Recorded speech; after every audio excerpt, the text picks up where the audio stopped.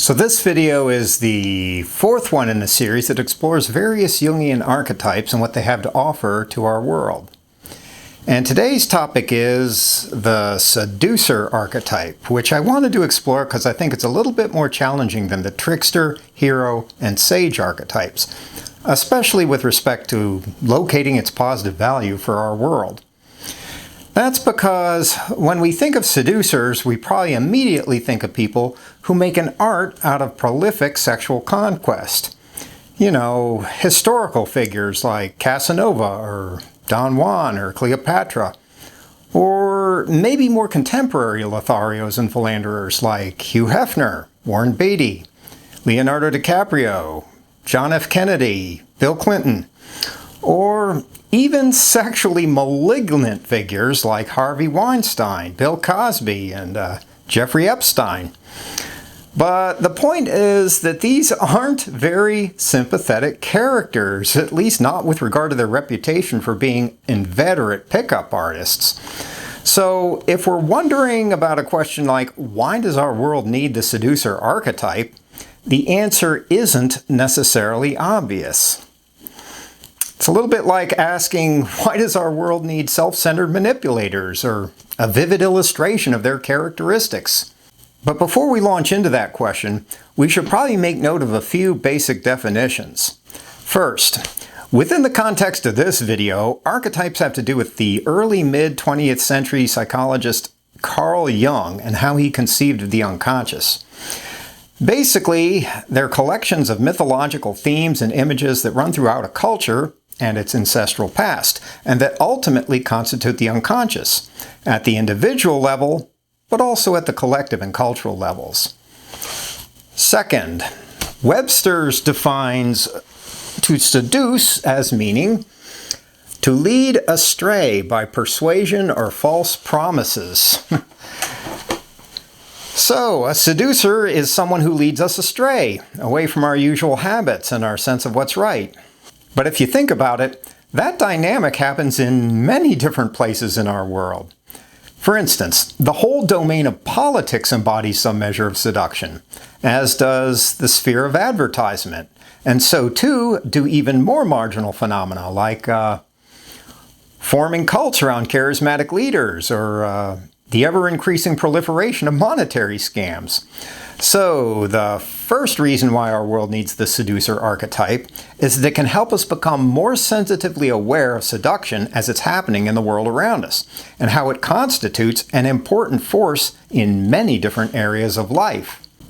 However, beyond increasing our awareness of seduction's place in our world, the seducer archetype can also help us understand how seduction works in the first place, which I'd say is the second reason why our world needs the seducer archetype. But at this point, the question is probably, okay, but how can it do that? What insights into the nature of seduction, and even our own nature, does it offer us? And here I'd say that our first clue is embedded in the definition of seduction itself, namely the whole business of leading someone astray. Basically, the riddle of seduction goes something like this. How is it even possible for us to be led astray from what we know is sensible and right? In other words, what psychological dynamics are powerful enough to supersede and countermand everything that our rationality, moral integrity, and common sense would tell us? Well, the answer has to do with the fact that our desires are often a lot more tricky and complicated than popular opinion would have it. And that's especially true when we're able to see them from a psychoanalytic point of view. I'd say that a common everyday way of thinking about our desires would be in terms of getting what we want.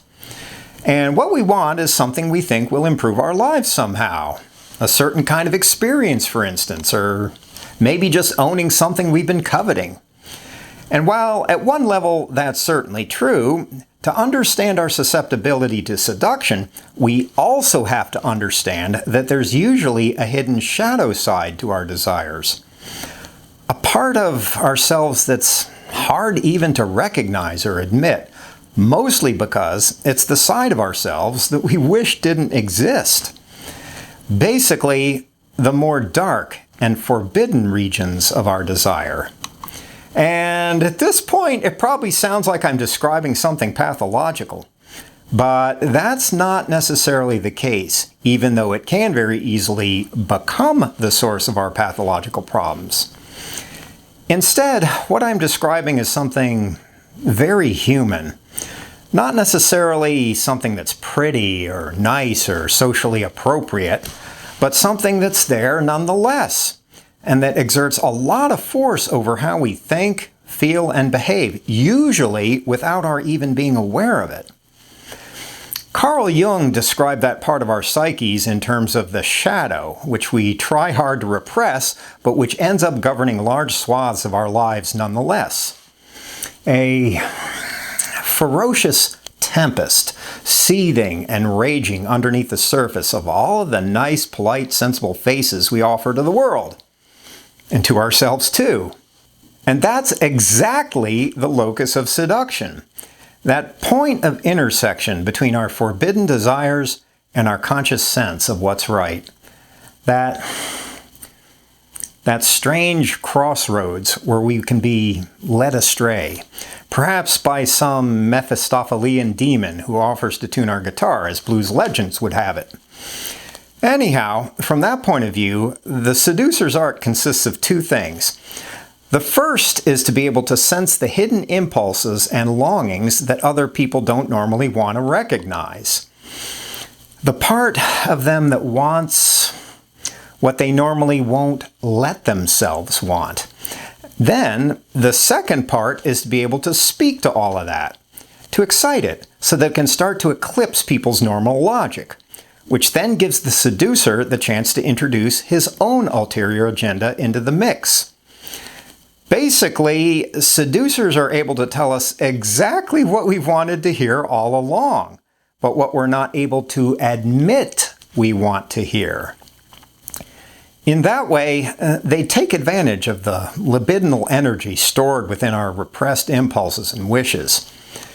In essence, we're vulnerable to the seducer's charms because a hidden part of us wants to be seduced, wants to be led astray. So in a way, the seducer doesn't impose anything on us that we don't already want. Instead, his guile has to do with making it seem attractive to act upon it. An example. Let's think of an example. Have you ever wondered why so many of us are so easily seduced by political candidates who promise us the world, but who are obviously lying through their teeth and who will predictably forget their campaign promises as soon as they're in office? Why do we fall for that sort of ridiculous folderol so easily and so often? Well, it's basically because high-level politicians are extremely adept at telling us what we want to hear, even if it's obviously at odds with reality. Simon and Garfunkel crystallized it pretty well. Still, a man hears what he wants to hear and disregards the rest. In other words, when there's a conflict between our desires and our reason, 9 times out of 10, our desires will win out, and our rationality will be stuck with the job of trying to justify it. And the seducers are very good at figuring out how that works for any given person or any given nation. And that's the second reason why our world needs the seducer archetype. It's because it can help us understand how seduction works a little better, and consequently understand ourselves a little better too, especially by allowing us to glimpse the subtleties and complexities of our underlying desires and how they make us vulnerable to manipulation in the first place. However, I'd say that for those of us who are not inveterate seducers, it's also important to cultivate a degree of resistance to seducers' charms, so that we're not constantly getting flim-flammed by every sexual pickup artist, con man, and wannabe great leader who happens to amble down the road. which I'd say is the third reason why our world needs the seducer archetype. It's because it can teach us enough about the art of seduction and enough about our own weaknesses so that we're able to protect ourselves a little better. But of course, then the question becomes, okay, but how can that happen more concretely, especially if seduction preys upon our hidden underlying desires? And here I'd say that the main answer has to do with cultivating our capacity for self-awareness, with becoming acutely and strategically cognizant of our weaknesses and faults, and intimately familiar with our darker, more irrational desires. And that's definitely not an easy thing. In fact, far from it. Let's look at a simple example. Pretty much all monetary Ponzi schemes and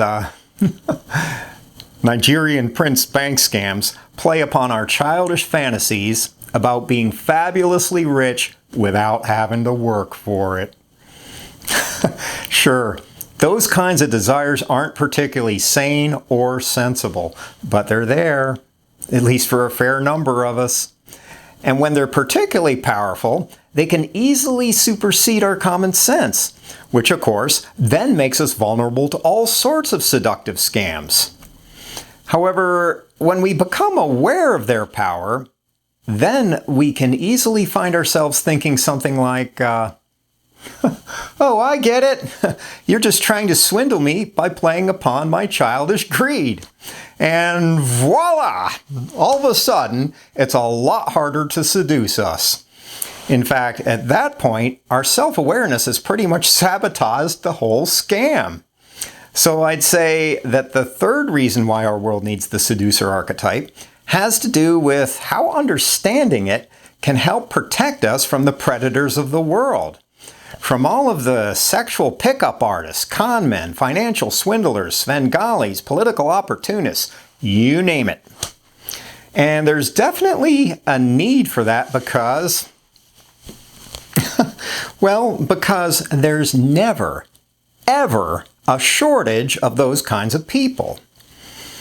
However, I'd say that a fourth reason why our world needs the seducer archetype is that it can teach us some invaluable lessons about the nature of trust, and some practical lessons about when we can trust someone and when we can't.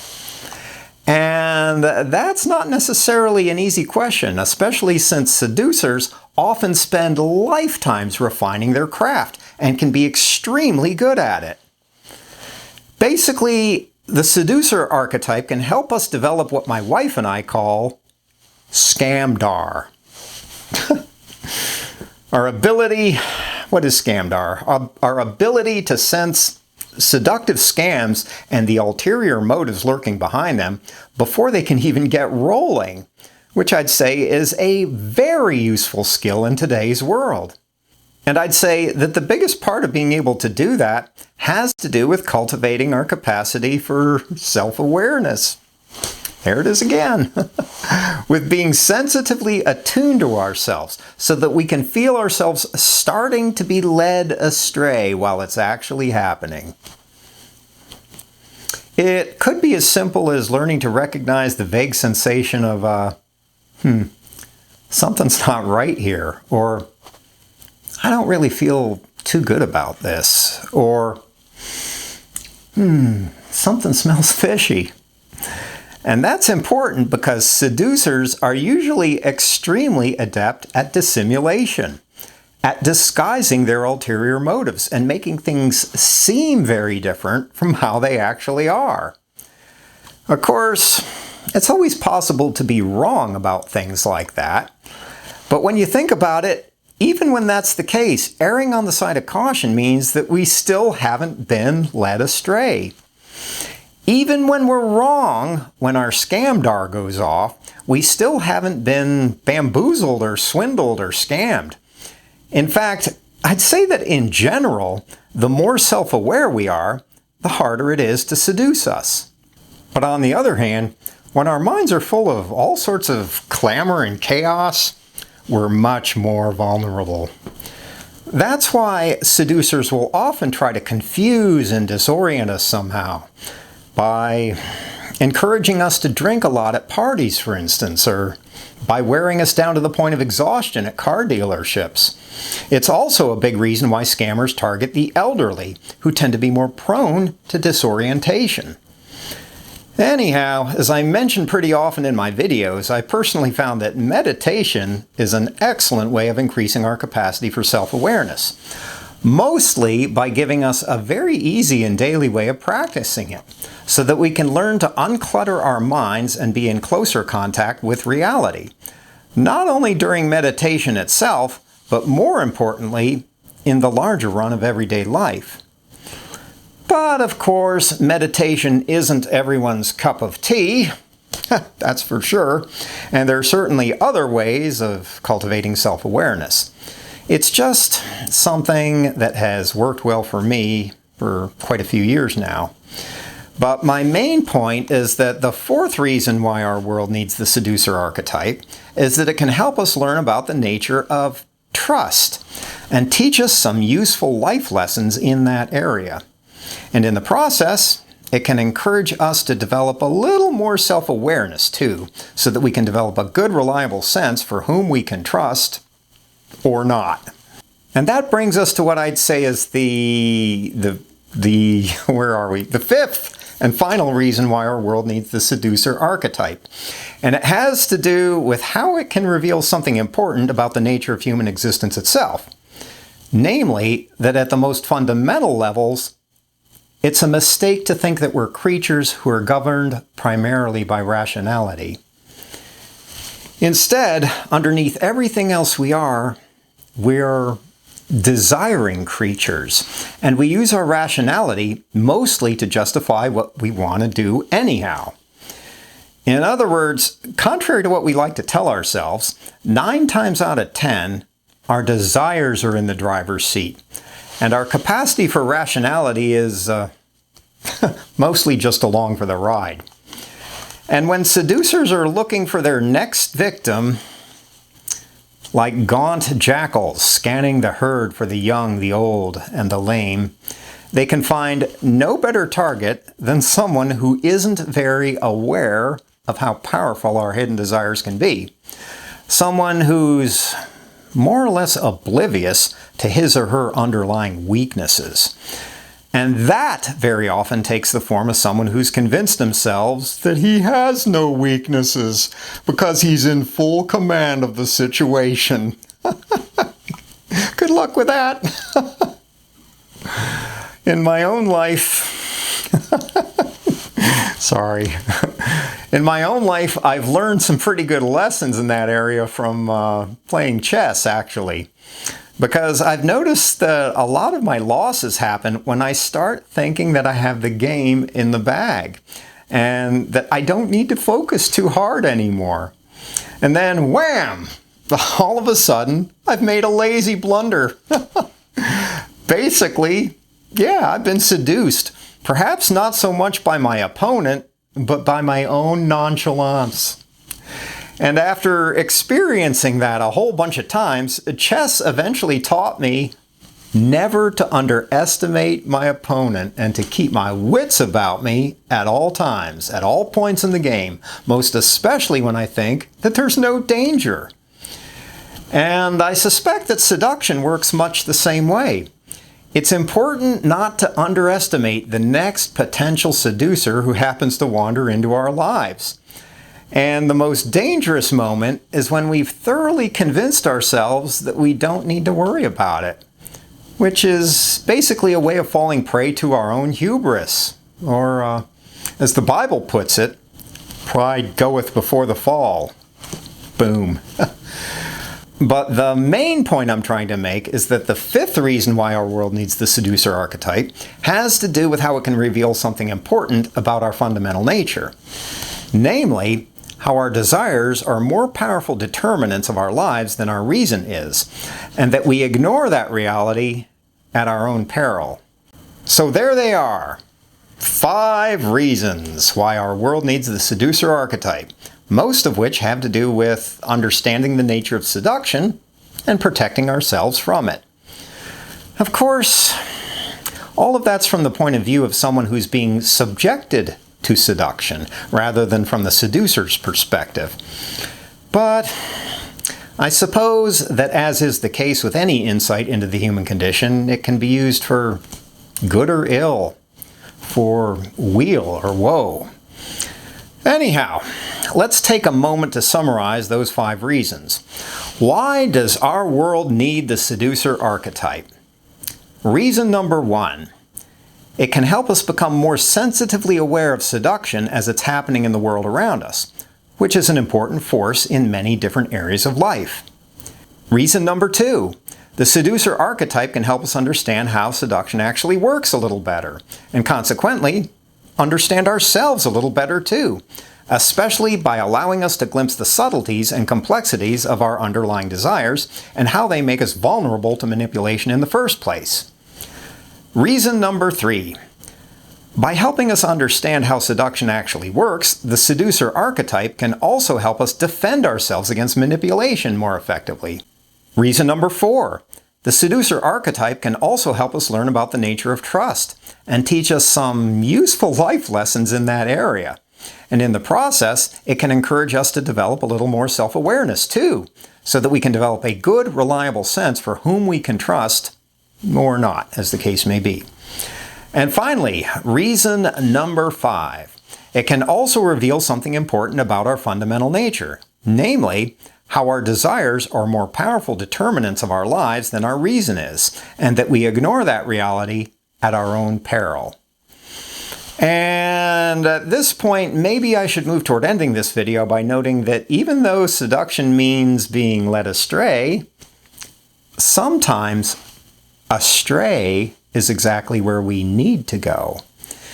In other words, seduction isn't always a negative phenomenon with undesirable consequences. In fact, sometimes it's really nothing more than life's way of getting us to broaden our horizons and beckoning us toward expanding our outer boundaries that end up defining our lives.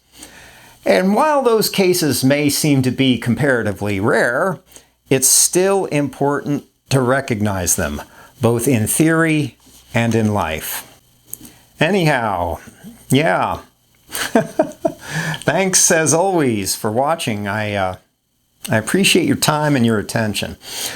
I hope that this video has not proven to be too much of a seduction in its own right, because what's important in life is not that you end up seeing things the way I do, but to find and follow your own unique path through this world. But yeah, in any case, thanks so much.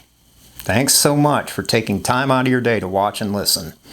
And of course, as always, take care of your soul.